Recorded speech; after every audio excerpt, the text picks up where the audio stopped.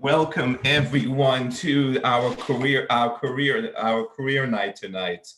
Our students are doing very, very well in our classes, and I'm very proud of you. And the faculty are doing very well. We're getting reports back that things are working out very nicely this semester. Our goal was to keep everybody safe. We wanted to keep the students safe. We wanted to keep the faculty safe. We decided to do this. We decided to run our classes through Zoom in order to maximize and make sure that everybody is 100% doing okay. Our director is coming back, talking to our students, and our students are saying that we're doing fine. So I want to thank everybody. It's hard times. It's not easy. We're not in a physical class, but we're doing the best we can. You're doing the best you can. We're doing the best we can. And I'm very proud of everyone. The good news is that there are 4 vaccines on the way. One is winning. The Pfizer vaccine is winning the race. And that vaccine will be available in October, by the end of November. And by December, health workers and senior citizens will be getting their first vaccines if everything goes right, if everything's going right. And don't worry, because if that one's not going right, there's another one right behind it. And there's another 2 right behind it. So my wish and my hope is that the students who are graduating here are going to be graduating in June, and we're going to have a regular graduation dinner. I am working on a real dinner for live people where everyone will be okay by this June. So just hold on tight. I want to thank our executive director, Robert Grossberg, and our career director, Robert Grossberg, for putting this presentation together. And again, I want to thank our wonderful directors, Jack, Marek, and Natalia, for the 3 programs that we have. If you guys have any issues, any problems, any concerns about anything, please reach out to your directors. They're there to help you. If you email them, they'll get back to you right away. If you call them, they will call you back. If you text them, they will text you back. We're here to support you. We're here to help you. I'm going to do a very quick presentation because we have a wonderful speaker tonight, and I don't want to take up too much time, but I do want to talk about 21st century skills, and these are and 21st century skills is a students need to be a critical thinker, a problem solver, an innovator, a communicator, a collaborator, a self-directed learner, and the ability to network. And why are 21st century skills? And I know I've told you this one time, and I'll tell you 100 times. The nature of work is changing. How many jobs will be a young person have today? From 18 to 38, and to say quickly is 10.2 jobs. 10.2 jobs. What used to be in the 20th century 1 to 2 jobs, now it's turned to 10 to 15 jobs. What had to be just knowing one thing and knowing one thing well is critical thinking. Across disciplines, you have to change and you have to consistently change and grow throughout your career, and that is not easy. So the question on the table, can you transition between 10 and 15 jobs? What skills do you need to survive a 30 to 40 year career, and that's another major question. This is not a short career that you ladies and gentlemen are in. You're in a 30 to 40 year career, and how are you going to prepare? And are technical skills just enough? And the answer is no. Technical skills are important, and you must have them to get your job, but they are not enough. So what skills are important for today's success? You have to have a good work ethic, good collaboration skills, good communication skills, good networking skills, and critical thinking and problem solving skills. And of the students that recently hired, there's a new study that says that students, 81%, employers are saying, hey, 81% don't have poor written communications, they have problems with leadership and self-direction. So we need to prepare our students to be effective 21st century skills. And we are not just doing technical skills here. Ladies and gentlemen, you are sitting here in a career night because we need to prepare you for 21st century skills. And that's what it is. Yes, lecturers here. We have We have people coming into your classes to talk to you, your professor. We discuss these with your professors also. And also we have these career nights. And tonight's presentation, we'll talk about three important things: networking skills, where your presenter will talk about LinkedIn; communication skills, where they'll talk about resumes and interviews; and life skills. And the topic of the presenter will be today's job market. And these are very, very important skills. A lot of important skills. We will get different skills at different times, but tonight this is our focus. And without further ado, Robert. I'm ready to move on to tonight's presentation. And so, without further ado, Dana has she presented to our students 5 years ago and got a rousing welcome and appreciation, and we've brought her back. And I'm not going to steal any of her thunder. It's just that you will be treated tonight to a very important presentation about what has changed, what has remained the same, what your challenges are, things that have become more difficult and challenging for you. And hopefully you will learn from this experience that you're going to be having tonight at tonight's career night. So I thank you all for joining us. And Dana, as you can all see, she's turned on her video, gave you a little wave, and you're in for a real treat. So learn from it, enjoy it. And if you want to take notes, that's fine. If you want copies of the presentation, we'll be happy to send that out to you as well. Best of luck to everybody as you continue with your careers. If you need any help, make sure to contact us, and we'll be more than happy to help you with regard to resumes, cover letters, interviews, and things of that nature. Dana, it's all yours. Thank you. So hi, I'm Dana Levy-Dietrich. I'm a resume writer and career consultant. My team and I are part of Brooklyn Resume Studio, and we work with job seekers of all different levels, backgrounds, industries to help them put together their job search strategy, their marketing tools, resumes, everything they'll need to go out and get their next job. So wanted to talk to you a little bit today about the job market, what's going on, how things have changed in recent months, of course, now that everything is remote, and how that plays a part in the job search process.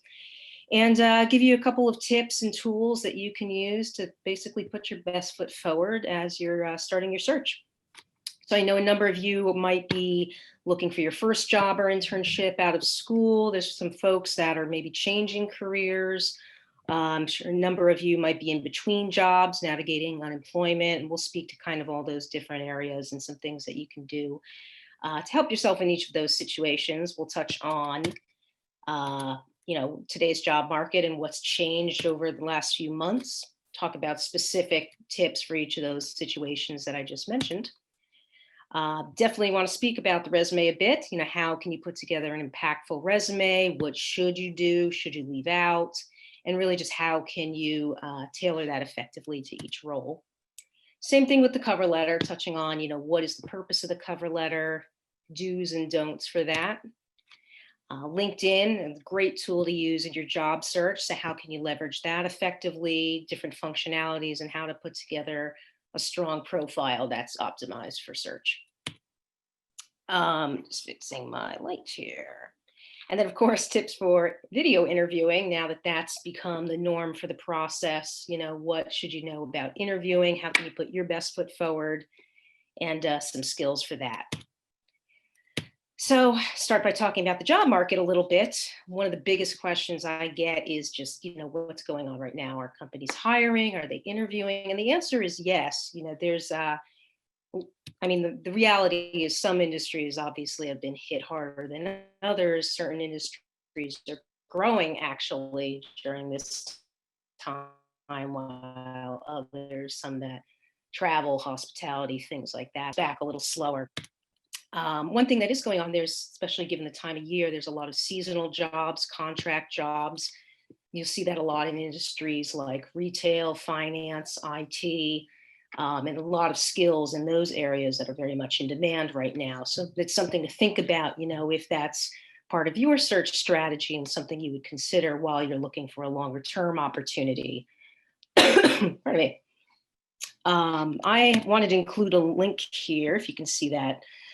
But this is a list that was put together by a gentleman named Andrew Seaman, who's a writer for LinkedIn. He's an editor for their career section, and they put together this really great list that is basically they continue to update, and it has all the different companies. I mean, everyone from Amazon to JP Morgan, DoorDash, Salesforce, all these big companies and what positions they have open at the moment. So you can take a look at this.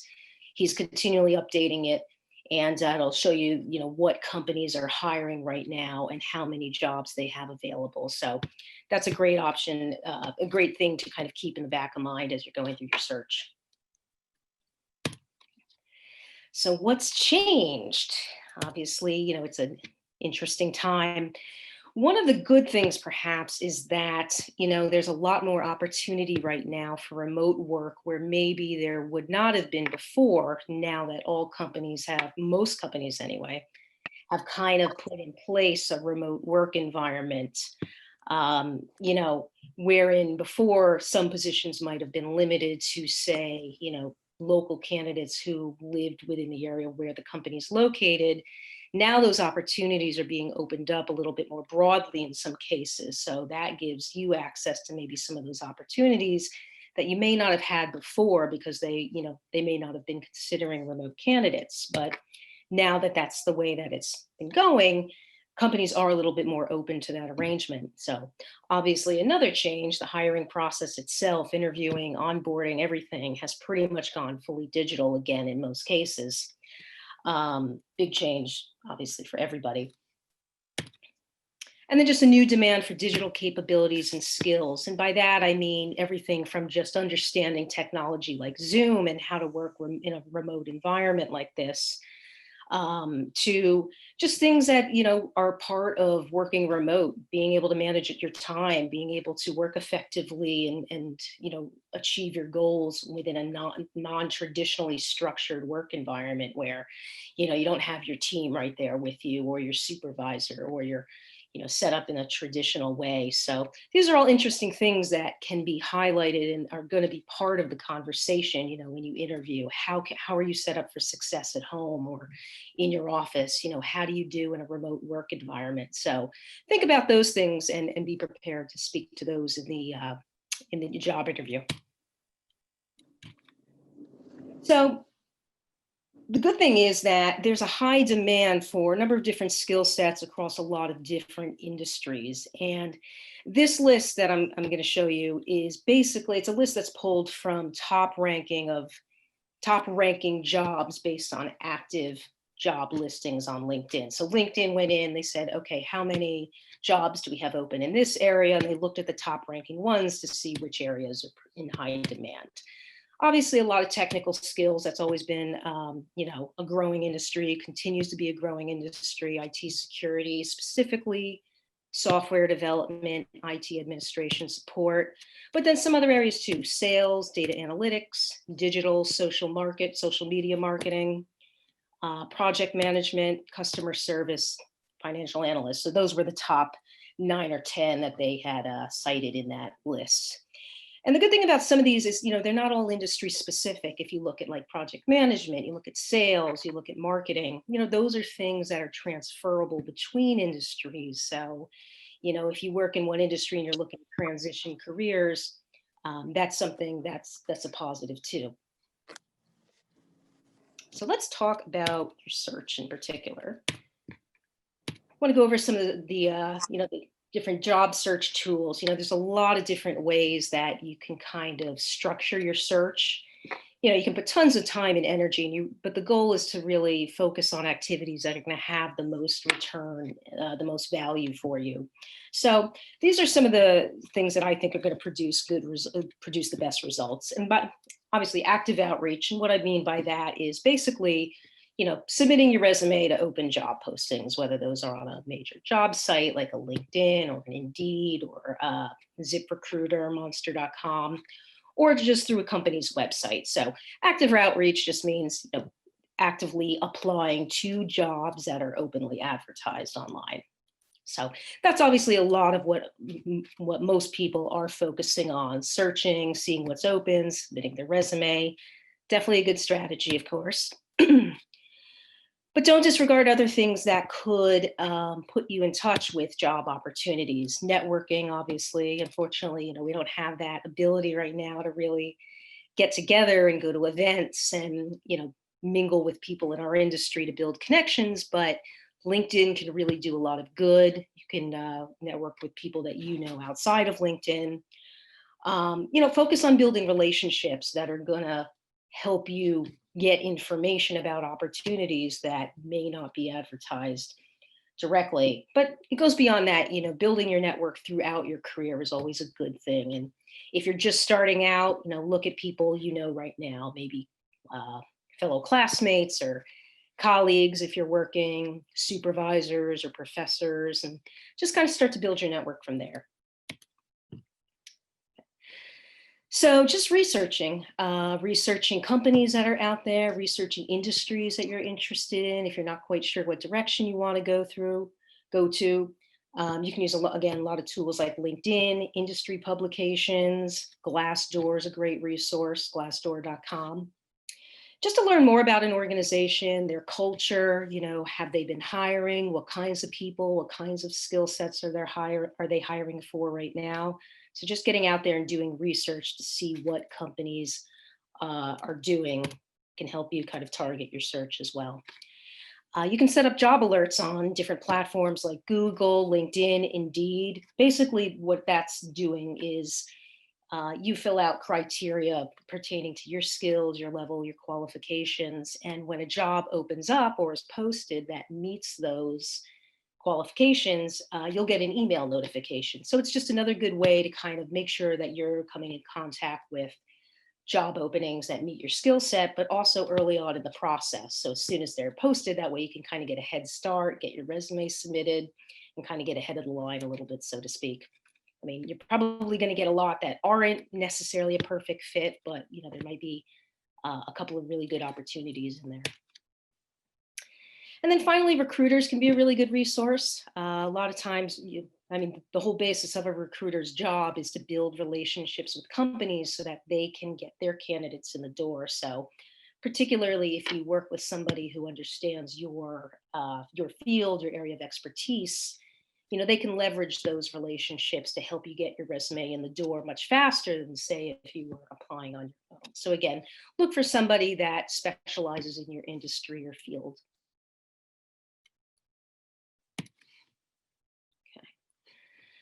This was just a list I compiled from a website called Balance Careers. And they're just kind of rounding up the top websites to use to find job openings. Obviously, Indeed, number one, I agree with that. Indeed is a great tool. It aggregates postings from a lot of different websites and really reaches broadly. So you're going to probably find the biggest variety there. Monster, same thing. And then LinkedIn, you have a little bit further down there. And then some of these other ones are a little bit more specific. Flex Jobs is if you're looking for, say, freelance or contract work, short term. Ladders is more focused on higher level roles, managerial and above. And then you have some of these other ones as well. Scouted is good for entry level candidates, recent college graduates looking for work at that level. Angel List here, if you're interested in tech and startups, that's a good place to start looking for those. Okay. And I think Robert had mentioned you'll have access to the presentation. So there's a lot of information here. If you don't want to take notes and write it all down, that is perfectly fine. It'll be available to you so you can reference it later. Okay. So many of you are probably, like I said, graduating, maybe looking for your first job or internship right now. Or changing careers, navigating unemployment. Let's look at a couple of just tips for each of those situations that'll kind of help you set yourself up for success in your search. So starting with entry-level job seekers, a couple of things that keep in mind when you're looking early on in your career. It's really about, when you're at the beginning of the career, it's really about building knowledge, building your network that you can kind of utilize later. So what does that mean exactly? building tools, building network, building your network, building your knowledge base. When I say tools, I'm kind of referring specifically to like the resume, the cover letter, the LinkedIn profile, all of the tools that you're using to conduct your job search. So I kind of refer to these as a portfolio of your tools because, everything should be kind of consistent and cohesive and work together in some way. So that's first and foremost where you want to start. If you don't have that, and we'll touch on that, each of those in more depth in a second, but those are really the first pieces that you want to put together if you're starting your job search. Okay. Building your network, as I said, LinkedIn, really great tool for doing that. Your network is something that you're going to continue to build throughout your career as well. So, starting now and as you keep in touch with those connections, the more roles that you add to your resume, the more your network will organically grow. But again, building your network is really great because it's another way to possibly find out about job opportunities that maybe aren't advertised openly too. And then keep in mind, if you're also not sure where to start, think about building a list of target companies that interest you. Kind of like your top list, your top 10 or 20 prospects, maybe, whether they're just companies that you've always had an interest in or a specific industry that you'd like to get into. Again, you can use Google Alerts. You can follow them on LinkedIn if they have a company page.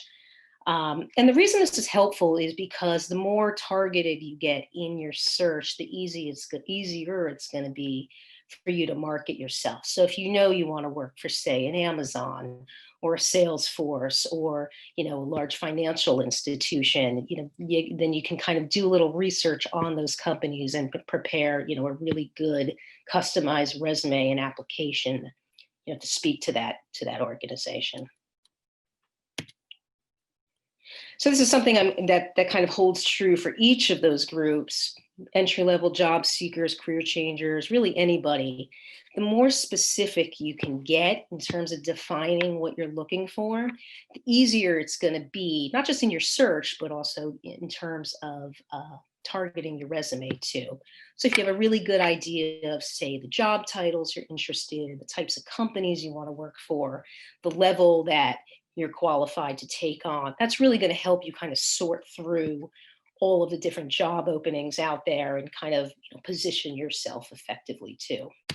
So best way to do this, just research different job titles. They vary so much between companies, and this is a challenge, when we're putting together a resume, is one title at one company might be something completely different than another organization. So do the research and just kind of see what language is being used, what are the common job titles at your level. At one level, it might be a coordinator. At another level, it might be a manager.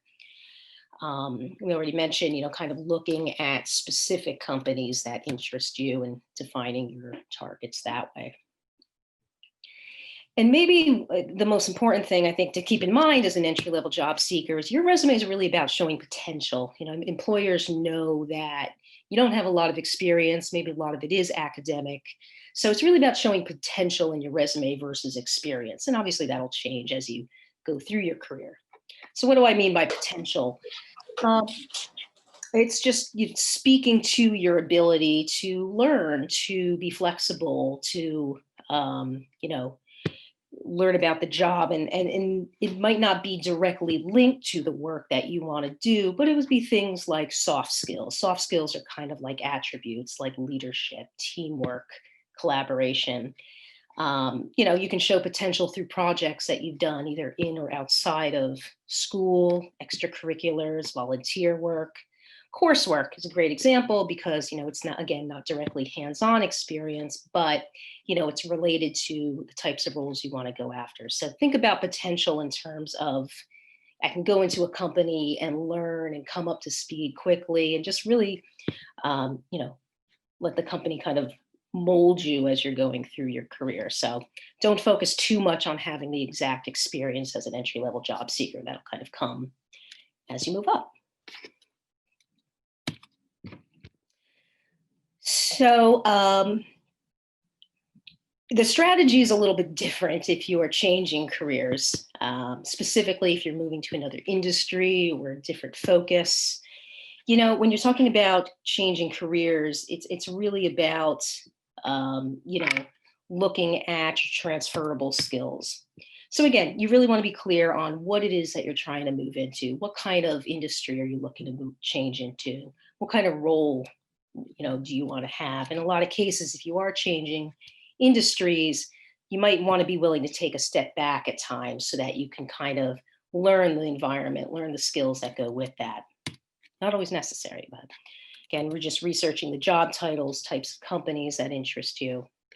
But a big thing when you're changing careers is you have to look at, are there any skill or experience gaps in making that shift? Ultimately, the person you're kind of competing against is somebody who maybe comes from the industry and has that experience, that direct hands-on experience that you might not. But that doesn't mean you can't market yourself for those kinds of roles.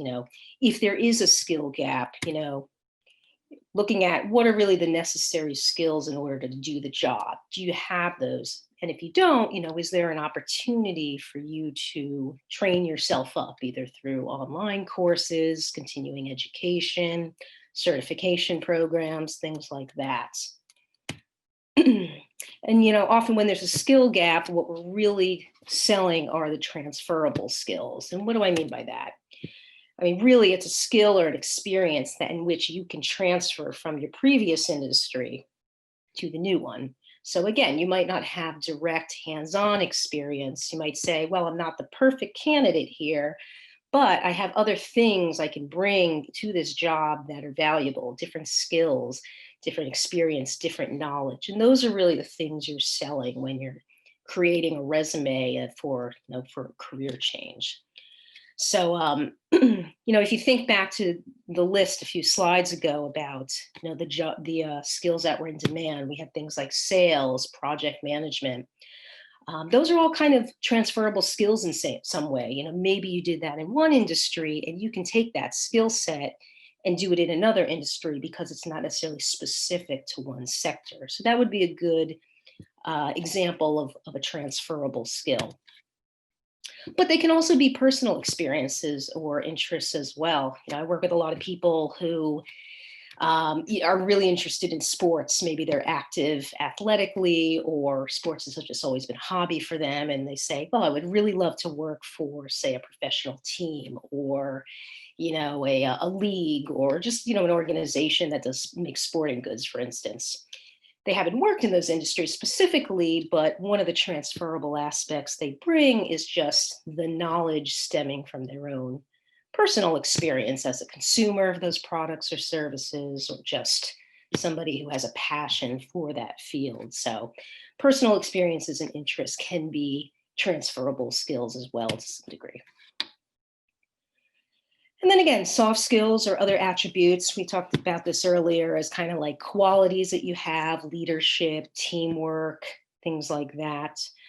These are also things that bring value to a job, so you can look at them as transferable aspects from one industry to another. I mean, in honesty, creating a resume to change careers can be challenging, but really, if you're positioning your experience the right way and your skills, and then it can be really effective. And a lot of industries are open to people coming from other industries that bring kind of a different perspective, different type of experience. And this is something that, would be great to touch on in your cover letter too. And I'll get to that in a second, but, why are you interested in getting into this industry? What are those skills that you bring? What is that unique perspective or background? And, how will that make you successful in that role? So cover letter is really important if you're changing careers.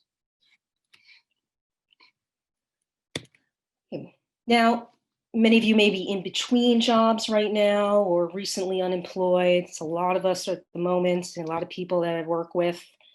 But there are a couple of tips, a couple of things you can do to make sure that you're putting your best foot forward. And honestly, some of these tips are actually pretty good no matter where you are in your job search, no matter what level or your situation, just kind of good things to keep in mind, but particularly if you're in between jobs. It sounds like common sense, make sure your resume, your LinkedIn are updated. The challenge here is, if you weren't expecting to be out looking for work, if you lost your job suddenly, a lot of times you haven't updated your resume and materials in a while because you haven't needed to. So the first thing you want to do is go back and just make sure everything is up to date. Have you captured maybe the projects or the work that you've been doing in recent months? Just things like that. Maybe there are skills, there's software that you learned over the last year that's not on your resume, or training that you went through. Again, when you're not looking for work, it doesn't always occur to you to be constantly updating your resume. So that's the first thing you definitely want to do.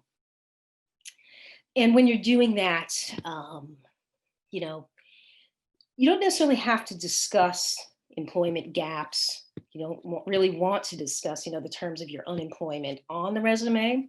Sometimes you might go into that on the cover letter. In most cases, it's probably going to come up in the interview process. And it is something to think about, how you want to present it. And we're going to talk about that in a second. But it's not necessarily to go into detail about that on the resume, because the resume is more of a summary. You want to really just kind of focus it on your strengths, on your experience, on your skill sets, not go into too much detail around the circumstances of your employment. It's kind of the same rule of thumb with LinkedIn to a degree too. And you want to make sure, your LinkedIn and your resume match up. So when you're going back and you're updating things and making sure everything is, up to date, make sure that they match up, because if somebody's looking at your LinkedIn, they're probably looking at your resume too, and vice versa. So are you using the same titles? Are you describing your responsibilities and your experience in the same way? You want that story to be pretty cohesive, pretty consistent across all the different tools that you're using. This is a great time to gather a list of references. Again, not something you typically think to do when you're employed and not actively looking for work. So, go back through your network, say past supervisors, team members, professors. If you have people reporting into you as team members, those people can all make great references, because you want to have those prepared when you go through the interview process. It probably won't come till later, and you probably don't need to actually put them on the resume either for that reason. But you don't want to be scrambling around, and you definitely want to get people's permission first to use them. So really go for anybody, target anybody who can speak to, your work experience, anybody who has a professional relationship with you. You don't really want to use friends, family, that can get a little tricky. But anyone who can speak to the quality of your work, the skill sets, who's, ideally worked with you in some capacity, all make really good references. Obviously preparing for the interview. What I mean by this is thinking about the story that you want to tell in the interview. It is okay, if you're unemployed, it is okay to talk about the reason you left the company. If it's for performance reasons, it gets a little trickier. But, if you were let go or laid off, if the company, closed or downsized in any way, those are common things. So that's okay to talk about, and you're probably going to be asked about it too. So you want to be prepared and comfortable talking about that. So think about how you want to frame that part of your experience. And when you do, always want to bring it back to a positive point by discussing your accomplishments, and then talking about why you're a good fit for the role. So, you might be having a conversation and saying, yeah, well, my department was eliminated. So, that's why my reason for no longer being with the company. But, it was a really positive experience. Some of the things I did there were X, Y, and Z. And now I'm really looking for an opportunity where I can use those skills in project management and team leadership and whatever the case may be. So that's what I mean by kind of taking that conversation and kind of pivoting it back to a positive. Like I said, kind of rehearse your story, but you don't have to get into tons of detail around the circumstances either. I think people sometimes just get uncomfortable and feel like they have to go into tons of detail. But so, you can kind of keep your explanation concise. And again, bring it back to, where do you want to go next? Where do you see yourself the next few years? If you're looking to stay with this company, is there an opportunity to grow? What kinds of skills or experience are you hoping to gain? So really focus on moving forward.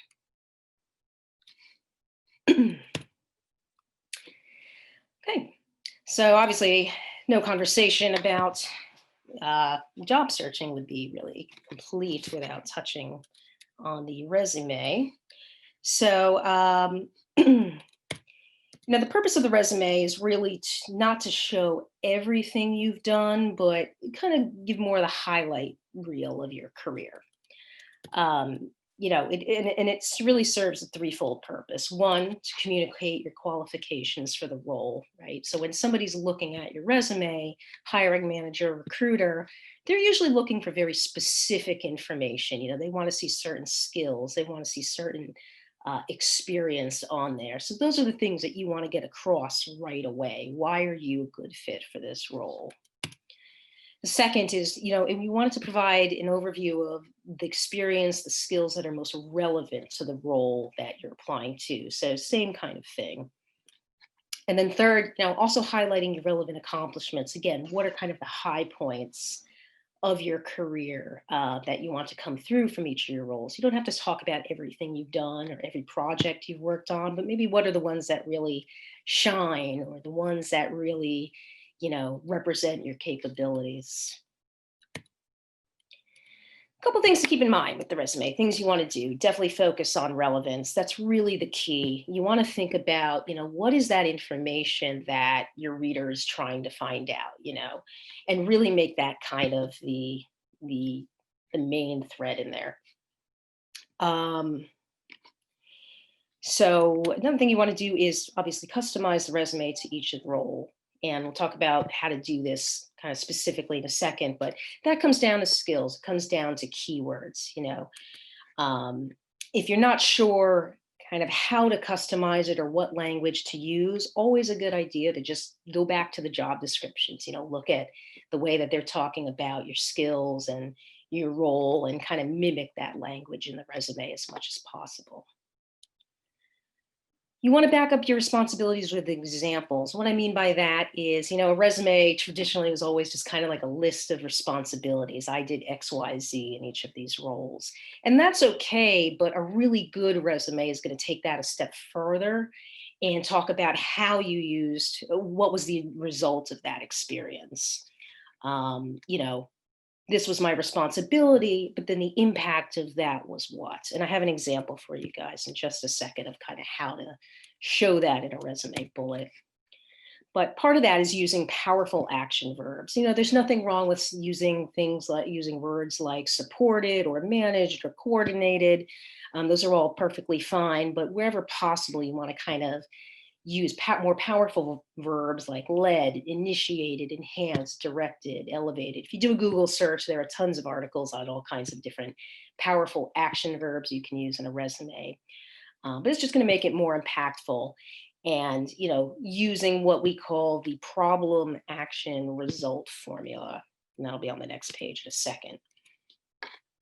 One thing I like to throw in here, because I think a lot of people overlook it, is just the consistency in formatting. So oftentimes I look at a resume and I see, people have bullet points, and one set of bullets are over here and another set are over here. And, the way that certain sections are split up might be inconsistent from another part of the resume. So, presentation is important. The content of the resume is definitely important, but think of it kind of, like the interview. You want to put your best foot forward visually just as much. So you want your resume to look good. You want it to be formatted effectively in terms of the fonts, in terms of the sizes, in terms of the style.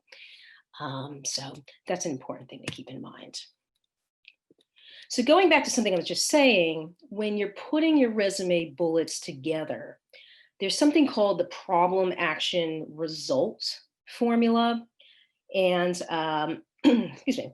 So basically, that's kind of talking about how to describe your tasks, your responsibilities in a way that show impact. And this is kind of the ideal way that you want to write your resume. Not always possible with every bullet, but basically you want every bullet to start out with an action verb, right? Followed by a brief statement of your responsibilities. What did you do? And then, of course, talking about what was the result of that action. And that's really what distinguishes a good resume from one that's a little bit more basic. So I'm going to show you an example here. So this is a fine statement. It's managed and updated the company website. Very clear. as in terms of responsibilities and tasks. But if we kind of use this problem action result formula, this is more what we would be going for. Utilized HTML and CSS to redesign the company website and improve overall traffic. If anybody's technical here, hopefully I'm accurate, bear with me. But you can see, so what was the challenge here? The challenge was we need to redesign this website, drive traffic to the website. So we have our action verbs. We have utilized, which is okay, but then we have redesign, we have improved. Those are a little bit more powerful. What did you do? Well, I redesigned the website. I used these technologies to do it. And then you have the result of that. What was the result? Oh, well, it improved overall traffic, which probably had other effects for the company. So you can see where this statement is a little bit more powerful than the previous one in terms of talking not just about the responsibilities, but how that brought value to the organization. So that's what I mean by this problem action result.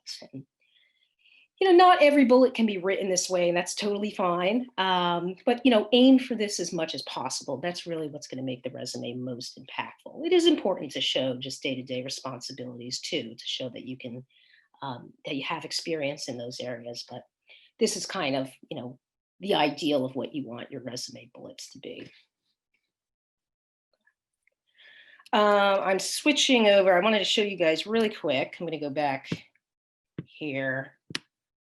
This is LinkedIn. I wanted to show you a couple different examples of how you can structure bullets and paragraphs on the resume. I'm not going to go through this in too much depth, but if you go down here, so this is an entry-level candidate. I believe when we did this, he was still in his last year of college. So we go to the professional experience section. You see he has very, very brief descriptions, 1 or 2 lines for each of these roles. A lot of them are things he did in college. Can't see what you see. What's that? We can't see what you see. Oh, okay. You don't see the document. Okay. Well, I'm not sure why. Dana, you could stop the share. And What's then that? reshare. Stop the You could share and stop then the share restart it? and then reshare. Yeah. Okay, let's try that. Just make sure you share the screen or the specific app. Otherwise, it's gonna not select what you need.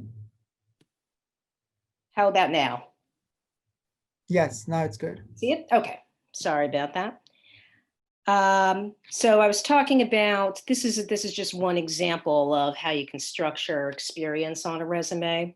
So he has very kind of high level descriptions, 1 to 2 lines of what he did. And he has a couple of different roles on here, internships, things like that. I'll show you the top of it here. This is just, obviously the names have been changed. So he starts off with his education, talks about the different roles that he's had. This is going to look different as he goes on in his career, and some of these things probably become less relevant, like internships or academic projects. Okay, the next one is a different version. Again, I'm just going to take you down to the experience section. So in this case, instead of paragraphs, this person broke it out with different bullet points. And either one is fine. There isn't necessarily a right or wrong. You just want to think about how easy is it to read through the resume. If you have a very thick paragraph that's very wordy, it's going to be very difficult for somebody to read through that and really take something away from it. Same thing if you have a very long list of bullet points. So that's something to think about too.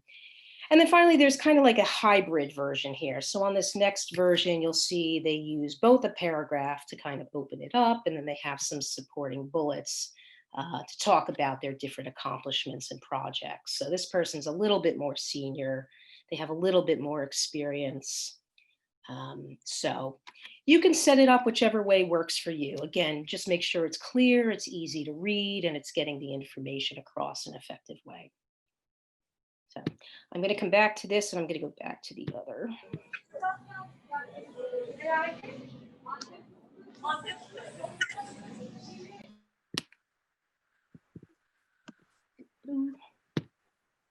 Okay. Can everybody see that back on the resume problem action results screen? Yes. Yes. Okay. So we went over that.